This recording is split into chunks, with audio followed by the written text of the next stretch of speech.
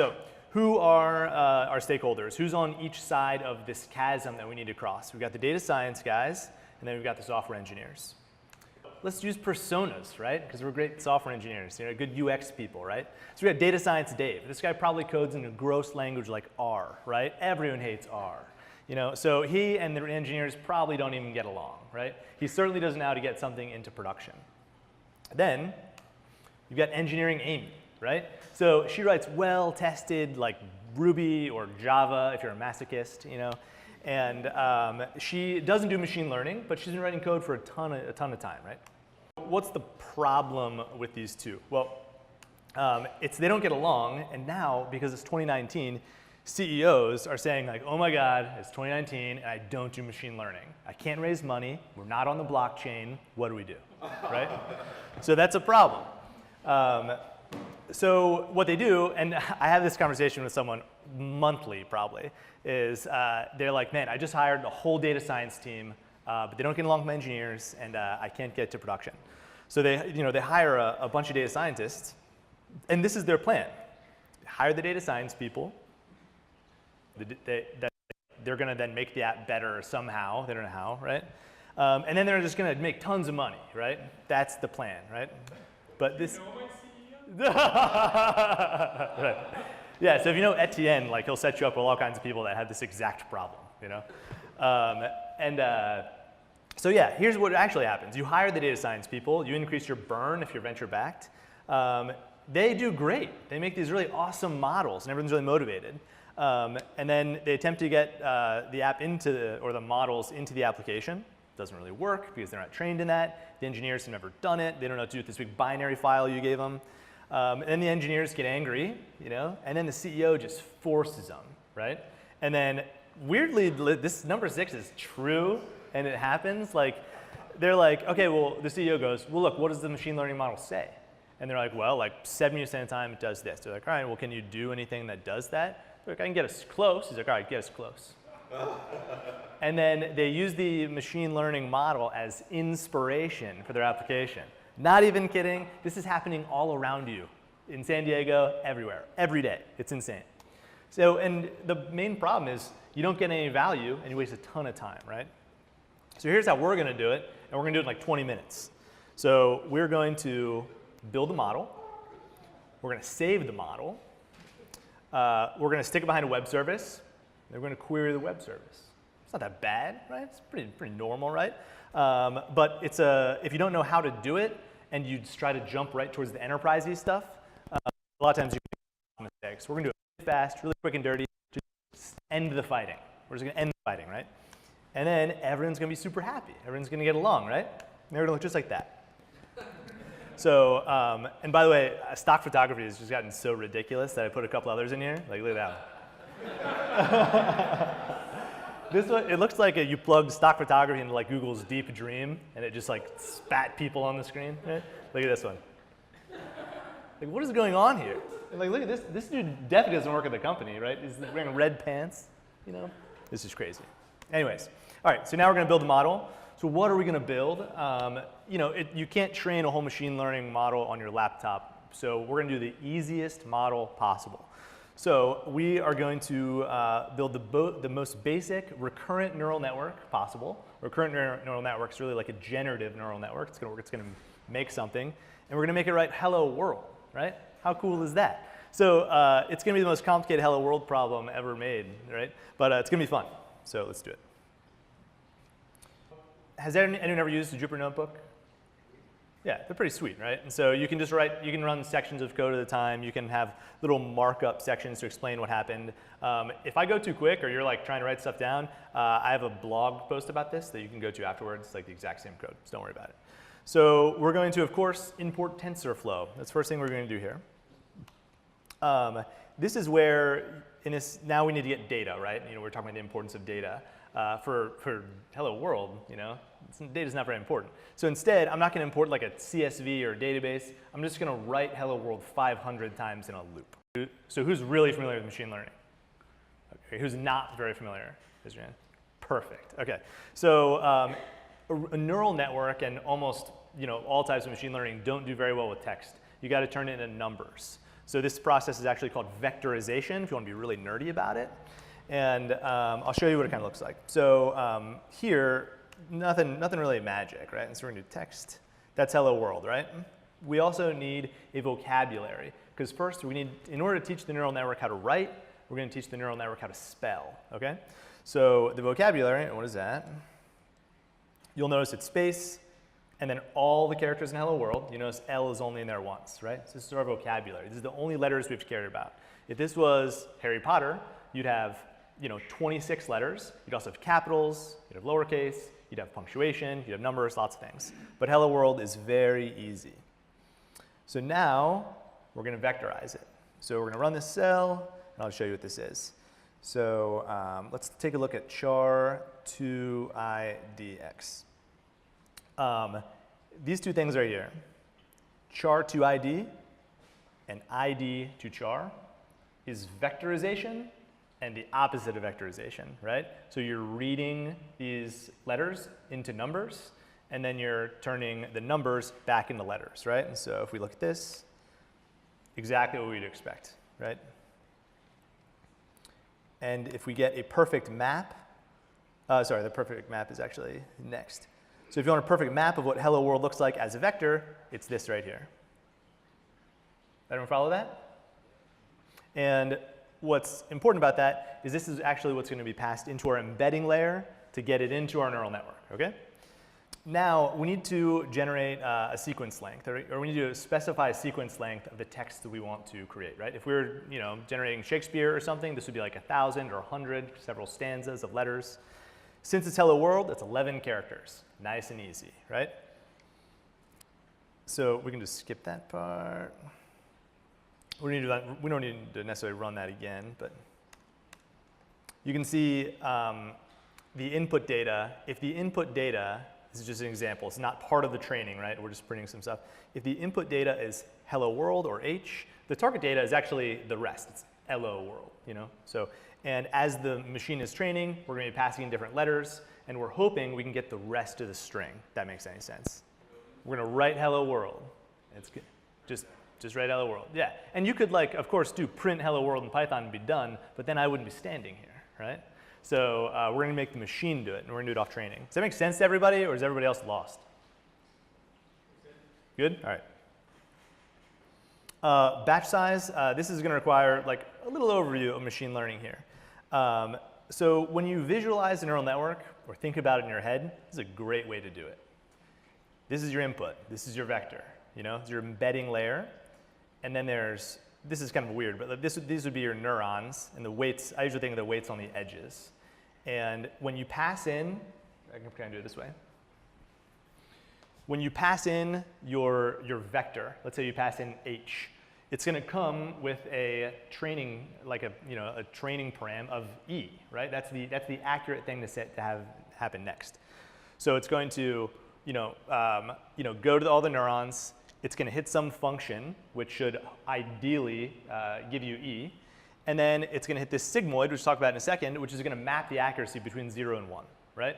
And if it's not E, it's going to map it down close to 0. And if it is E, it's going to map it up close to 1, which is super awesome.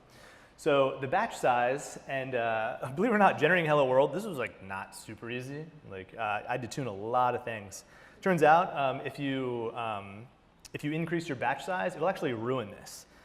Which is very counterintuitive. The batch size meaning that I could pass in H, E, L, L, and then run it all, score all of them, and then update all of them at once. And I'll show you what that means. So if you look at this as a graph, here's where you want to be, right? Blue is if you batch things. So you take the average of all the scores, meaning it's going to be a nice smooth line. And then red is if you pretty much pass in one at a time. So you pass in one at a time, some are going to be right, some are going to be wrong, and the line's going to move all like this, and eventually, hopefully, you hit an optimum. But if you pass an average, it'll be nice and smooth. So it's very counterintuitive, but because the data is so low, we had to have a batch size of 1. And as generally as a rule of thumb, you want your batch size to be as low as possible to tolerate, if you can tolerate the additional time it takes to train it. Okay, so let's go and run that cell. So now we're going to define our model. We're going to start building our model. And you'll notice there's really 3 things you need to build. First, you need your vocabulary, length of your vocabulary. Ours is going to be all of our letters, right? The embedding dimension, for something bigger, this is going to be huge. So let's say you were training this thing how to write Shakespeare. This is going to have lots and lots of neurons because there's lots and lots of nuances. It's going to generate lots of different words. With Hello World, that actually hurts us. So we need to tune that down a little bit. Same with the RNN units. This is something where if you're doing a convolutional neural network and it's looking at pictures, if you have lots and lots of neurons and lots of layers, the first ones are going to find corners or edges and little shapes. The next ones are going to find bigger shapes. Maybe the third ones will find like cat ears. The other ones will find dog ears and then faces. And then everything will kind of stack up on top. So for Hello World, this number is going to be very low. But for a very complicated neural network, it's going to be a lot higher. So we're going to run that. So I mentioned the sigmoid function. I'm defining the RNN here. We're telling it to, we're using Tensorflow Keras. And our activation function, which was here, the map back to the output value, is going to be a sigmoid function, which is just like a little, it looks exactly like this, right, between 0 and 1. We'll run that. OK, so if you're doing machine learning, you're probably using PyTorch or TensorFlow. Keras is, like TensorFlow is made by data scientists, so like the stack traces make no sense, right? Like they do not care about software engineers. So it's absolutely painful. Keras is like an abstraction on top of TensorFlow, where the people that probably know how to write software, wrote some hooks into TensorFlow to make it easier, right? Whereas opposed to really understanding TensorFlow graph, you can just say, give me an RNN and give me these layers, and it works kind of better. TensorFlow has since created their own implementation of Keras. And now, that's why up at the top, I'm importing Keras from TensorFlow, right? Because we're not using Keras, we're using TensorFlow's flavor of Keras. This is Google's flavor of Keras. Fun fact, if you train your model with TensorFlow Keras, and then you try to load it with Keras, you get a stack trace that makes no sense. So that burned me. It took me like a whole day to figure that out. So don't do that. Always make sure you're using the same version. Did I answer your question? All right, so here, I know this is kind of a cell full of a lot of code here, but we're saying give me the embedding layer, give me a hidden layer, and then give me another hidden layer. And then we're going to dense it for our output. So let's go ahead and run that. Build the model. Summary of the model. So you can see this is our embedding layer. This is the parameters it's going to take as a vector. Hidden layer, and then out. Really, crazy, like cat versus dog convolutional neural networks are going to have lots and lots of layers and lots of neurons this way, so they can really make these differences. But, we're training this thing on a MacBook. All it's going to do is say hello world. We're going to find our loss function, and then we'll compile our model. I'm going to come back to this after I train it. Let's see, yeah, we don't need that. We don't need that. This is telling it where to save the training data. So after every epoch, it's going to save like a really ugly binary file, and then it's going to pick up that file for the next epoch so it doesn't have to start all over. That's what that's going to do. Now we're going to train it. We're training, right? I've been talking for like 10 minutes. We're already training a neural network. How cool is that? So while this is training, I'll kind of talk about this. So this is gradient descent. It's a little more nerdy, I guess, but like, if you look at this, if you're passing data through these neurons, and let's say all these weights are some sort of constant, let's say they're 0, or let's say they're 1, right? And then this is wrong. How you know it's wrong is with some sort of loss function, right? So I kind of glazed over it, but we defined our loss function right here. And if you're doing this in batches, a lot of times it's referred to as your cost function. And this is literally how artificial neural networks learn, right? They pass something through, they see how far away it is from like the actual true value, and then it updates all the weights. So, and this is how it's doing that. So if you look at this, for instance, like if you had a very small learning rate, it would take you forever to get to your optimum. Your optimum's the bottom, right? You want to get to the bottom. That's your global optimum. If you have a very small learning rate, it's going to take you forever to train. You're never going to get to the bottom. If you have a huge learning rate, you're going to bounce back and forth, and you might never reach the bottom. So for hello world, you can see we really jacked up the learning rate. It's the learning rate of 2. Usually this is like 0.01. We have a really big learning rate because I'm trying to get close in like 2 minutes. So let's see how we're going. So we're at epoch 2, 22 seconds left. You can see our loss function is coming out at very, very close to 0. That's really good. Go ahead. Sorry, I'm still a little lost. What is it doing? Yeah, so up here, I don't know if I have it printed, but oh yeah, here you go, right? So if the input data is hello world, then the target data is LO world, right? So it is randomizing all these characters, and then it is passing in strings and hoping to get a target. So hello world is going to be LO world, and then let's say LO world is going to be low world. Do you get it? So every single letter, it's going to build the rest of the string, but it's going to miss a lot. And the loss function is going to check out the distance from the accurate one, right? So the loss function is going to calculate the difference between hello world and LO world, right? And then if that is, if the sigmoid maps it to 0, it's going to increase the weights or change the weights to try to get closer. So you run lots and lots of epochs, which are running right now. You run lots and lots of these because loss is going to get closer and closer to 0, meaning your accuracy is going to go up, right? You do, yeah. But what's nice about TensorFlow is it builds the answer out of the training set. So when you're building your training set, it's building the questions and the answers to train it. Does that make sense? Perfect. Thank you for asking questions. Otherwise, I'd have been standing here being like, I hope it finishes soon. So it's done. So now what we want to do is we want to train the model from these files that were rendered to the server, right? Now we've got a model, a trained model, which is a gross binary file that we can ask questions. But here is where software engineers do great because they are querying the model with regular Python.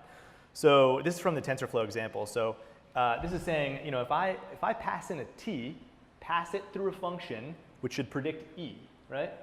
And then pass it back, query the model again with te, right? Which should generate n, right? And we're going to keep doing this until this is going to generate TensorFlow. Ours would be hello world. So this is the function that we're going to write. We do not need to worry about exactly what's happening here. But if you were to give this task to your data scientists, they probably wouldn't be super stoked. If you were to give this to your software engineers, they'd be like, I know how to do that. It's a for loop. So let's go ahead and run this function. And then if this works, it'll say hello world. HLLOWOORLD, trained in like 3 minutes. That is pretty good, right? You can clap if you want to. I'm not going to make you. Yeah. Thank you. So that's cool. And this is like where a lot of people stop. Because the data scientists, this is exactly where they stop. They're like, oh my God, like I did it. Like loss is really low. It's really accurate. It generates the text or it predicts whatever thing that I said it was going to predict. It works. I am done. And then you give this to the engineers, and the engineers are like, that doesn't help me at all, right? Like first off, we write Node, and you did it in Python. Thanks for nothing, right? Yeah, so that happens all the time. So now you need to get this into something that everybody can use. Let's do that. The secret here is this. Saving the model, right? And it is literally one line of Python calling to TensorFlow, model.save, and then passing in the string. That's all. But once you do that, you're not out of the water here. I'll show you what that looks like. So if you do that and you give it to engineers, this is what it looks like. If you open it, like, I'll zoom in. Like that's, yeah, right? So like that's not super clear. However, like I'm not even kidding, that has all the answers to generate hello world, which is amazing, right? So now how do you do it? Let's go in here. So here is just a little Sublime file, which is going to load our model, and we're then going to call the function, right? So this kind of looks like a lot of code, but I promise it's not. So this right here, these are our import statements. It's the exact same code. You really need 3 things. You need the function, you need all the files, and you need the model. So the only real code in here, oh, sorry, and you need the vocabulary. I knew there was another thing. The things to pay attention to, like I said, import statements. This is your vocabulary because we know we need to vectorize these things and unvectorize these things. And then this is the exact function we called, right? Def hello world takes the model and the start string. Here's our vocabulary that we can reference. And this is like junk Python. Like better engineers would do a much cleaner job of this. This is actually the for loop that generates the text. Remember the T, the E, this is the function that does that. And it's all that your data scientists would have thrown together. And then just calls print hello world. That's it. So the only line here is really just loading the model. And like I said earlier, to your point, you have to use the exact same version of Keras. If you use Keras to load it, but you trained it with TensorFlow Keras, it's going to give you a horrible stack trace or just garbage data, and you're going to think it's your model when really it's your import statement. Not kidding. Let's call it. Python 3, load model.py. Hello world. You can clap again if you want. Yeah. So truth be told, I trained that model for like 5 minutes. You know, for something like Shakespeare, if you're going to get this thing to write Harry Potter, you need to train it for like a weekend on tons of data, right? But 5 minutes gives us the exact same string, which is amazing. So now we solved like really the second problem. Now we have a model that we can load. So now you just give the file to someone, give the code to unlock it. Now we need to stick it behind a web service. So Flask to the rescue, right? This also looks like a lot of junk code, right? Import statements right here, just defining your Flask file. Here's the exact same thing we did earlier. We're just importing the file. Standard Flask routes, just two. One is going to render the template. One is for us to query the model to ask the question. And this is a horrible little React app, you know, like don't worry about that. And this is the exact same function. The exact same function earlier, now we're just calling it from a web service. So if you go to here, here's our little React app for Flask, and type H, submit, hello world, submit it again, hello world, HE, hello world. Not bad, right? WO. And now we're querying our model from a Flask application. Pretty sweet. So that's more or less it. Igor is going to show you like a really amazing way to do this at scale. But if you want to just end the fighting at your company, just do it like this. I'll show you, I'll end with a, do I have time? I'll end with a really quick example of like something that I think is really awesome. That once you start sticking machine learning models behind web applications or iOS applications or whatever, you're not going to want to stop. So I was getting really obsessed with recurrent neural networks. There's something called dope learning, similar to deep learning, right? And it's teaching machine learning, teaching algorithms how to wrap, right? So let's see. So this is Twister wrapping lyrics from a neural network. Let's see if you follow this line. Show them off on me. Hey, you know the line. The takeaway? The lyrics that the computer generated to me are not hot lyrics. So there's still room to improve. But what you can do here, let me just refresh this page. What you can do here is absolutely incredible. So I'm going to fire up this crappy little sidebar. I'm going to toggle on deep learning. And I'm going to suggest a line that has love, right? So I'm going to suggest a line. It takes a little minute when you turn on deep learning. Oh, there you go, there you go. Is that love? The love is real for you and him. Now we're going to suggest a rhyming line, and we're going to include truth. This thing must be on Heroku. It's like warming up. Let's see, I just clicked on one. Loosen your mind to the truth and don't get mad at me. Let's suggest one more rhyming line. So like detecting rhyme with machine learning is like freaking impossible. And these guys are doing it, and it's really awesome. I'm going to stop clicking on something because I'm probably getting something bad. And then anyways, very awesome. Go to it, deepbeat.org, and then I'll show you this little video really quick. We'll fast forward like 2 minutes. This dude is a PhD at MIT, and this dude is very weird because he's like wearing a tank top. But a machine is mapping these together because it thinks they'll sound good. Listen to it for like a minute.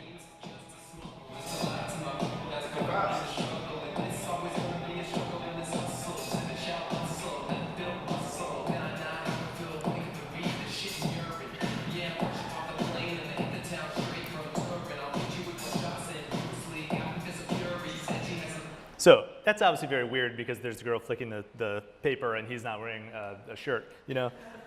But that dude's like a PhD from MIT, and it's absolutely incredible. And it's all happening with an RNN behind a web app. Very, very awesome. Check out Dope Learning, very cool stuff. And that's it.